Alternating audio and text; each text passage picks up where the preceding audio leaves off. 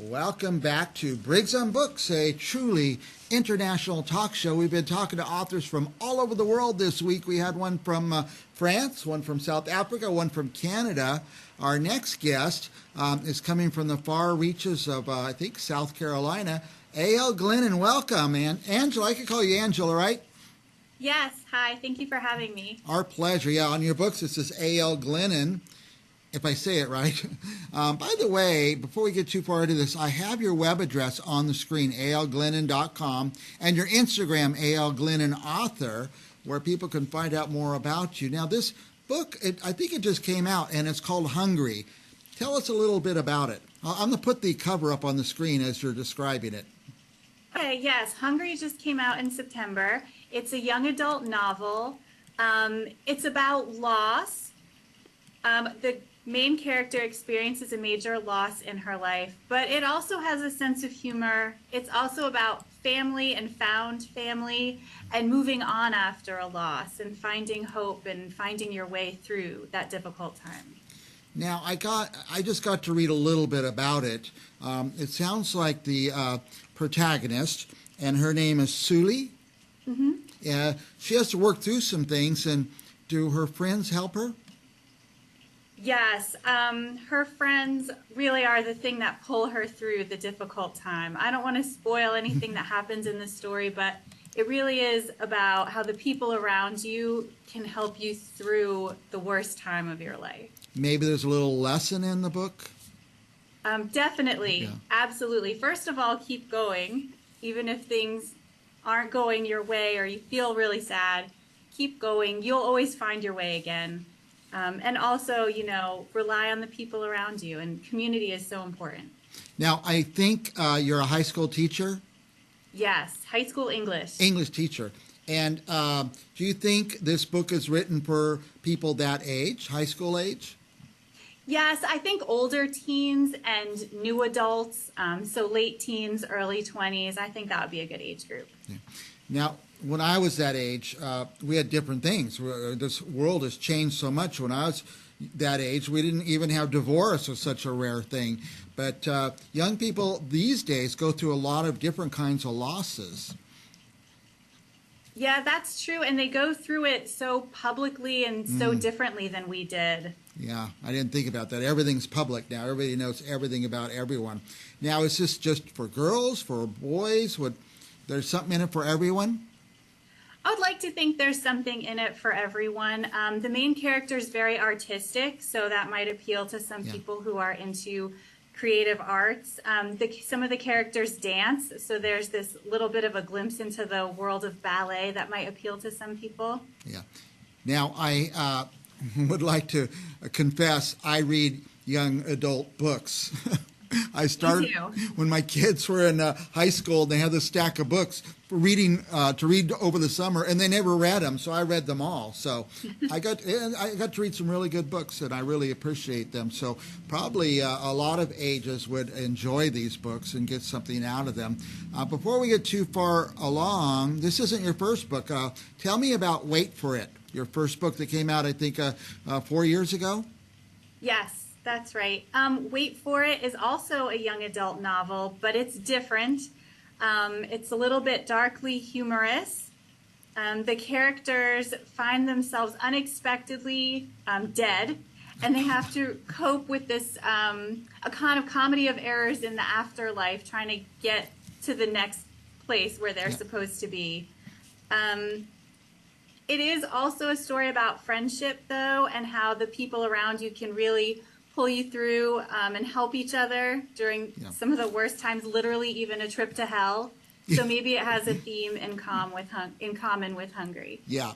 But friends who stick together, and you could do more together than if you mope around by yourself, I would imagine. Tell me about the website, alglennonauthor.com. What will we find there?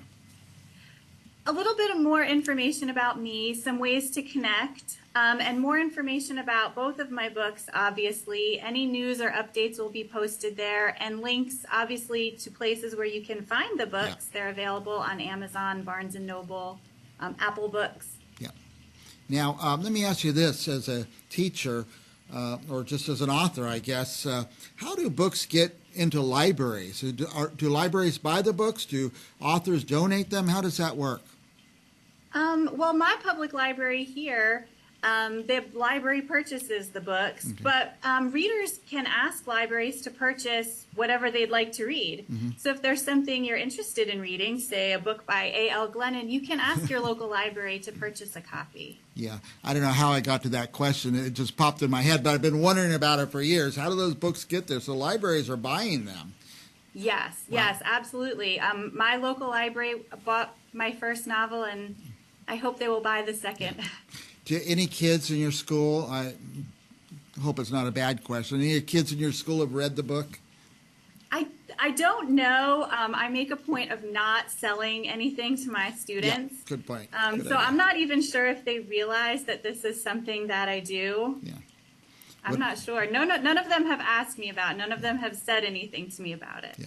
I was a college music professor, and I made the kids buy my books and music and stuff like that. So that's why I sold most of them. But college is different. Yeah, you don't want to be selling stuff to high school. But it's just I find it very interesting that you teach a certain age and you kind of write to that age. And I would imagine you're very well in tuned to the I don't want to say dramatics, but the lives and what people that age go through.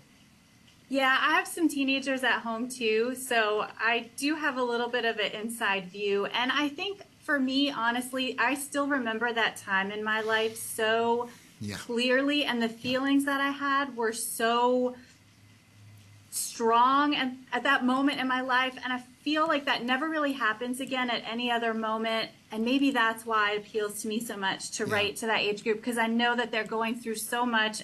Growing up, that cusp of adulthood is such a precarious place to be. And I just feel like it was really such a moment in time emotionally for me that I think that's a great place for a lot of stories to be told. It's so interesting how that period sticks with you so heavily through your whole life and how so many things that happened to you. I neglected to put up the cover of Wait for It. Here it is, Wait for It by A.L. Glennon. And your covers are kind of intriguing. Kind of you got to look and say, well, wait, what's going on there? I see. Very cool. Do you hire a cover designer? Is that how it works? Well, both of these were published through a publisher, so the publisher took care of the cover design. But I was so fortunate for both books to have so much input. I got to work with some really great professionals, and I did get to have a lot of input.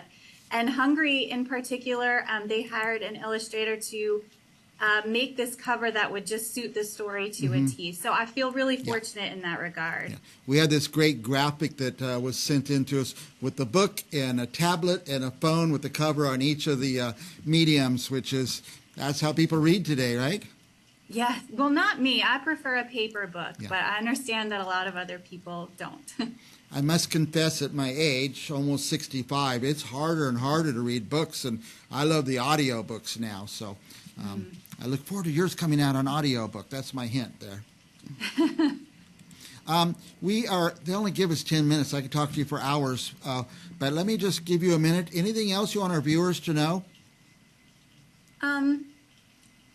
No, I just want to say thank you to everyone who has supported both of these novels so far, and I really, it's just, there wouldn't be stories if there weren't people who read them. Is a story even a story if no one reads it? So just thank you to everyone who has purchased a copy and gotten to know some of these characters and followed both of their journeys. Yeah. Thank you. I make this suggestion every once in a while to our viewers is go out and order the book, but why not buy 5 copies and give it away? My kids, when they're teenagers especially, they're always going to these birthday parties and they say, Dad, give me cash. I'm supposed to give a gift of cash. Here, take this book with you. And people appreciate that. You know what? If you give a book as a gift, they'll still have that in 5 years or 10 years. That's what's cool about it. So. Yeah, I've left copies in a couple of places. Sometimes a little free library, or when I travel, I might leave a copy behind in the rental house's library. I think it's nice to give a book. It is. Giving books, and it's way cheaper than always buying expensive bottles of wine or something like that. Buy a book, buy a bunch of books, and give them away. Especially A.L. Glennon's book, and I will say that she's the most kind and patient person, one of the most kind and patient people we've had on our show in a long time, and I appreciate that. Thank you, Angela A.L. Glennon. We'll be back with more authors right after this. Don't go anywhere. We'll be right back.